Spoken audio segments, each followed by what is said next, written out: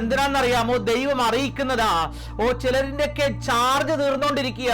പരിശുദ്ധാത്മാവ് പറയുന്നു, നിന്റെ ചാർജ് തീരത്തില്ല, നീ മുകളിലോട്ട് കുതിക്കാൻ പോകും. യെശയ്യാപ്രവാചകൻ പറയുന്നത് പോലെ അവർ കഴുകന്മാരെ പോലെ ശക്തി ചിറകടിച്ച് കയറും. അവർ ക്ഷീണിച്ചു പോകാതെ ഓടുകയും തളർന്നു പോകാതെ നടക്കുകയും ചെയ്യും. ലോക മനുഷ്യൻ തളർന്നു പോകും, കത്തി എരിഞ്ഞു പോകും. പക്ഷെ പ്രാർത്ഥിക്കുന്നവൻ തീച്ചൂളയിൽ നിന്നും സുഖമായി വെളിയിലോട്ട് വരാൻ പോകുകയാ.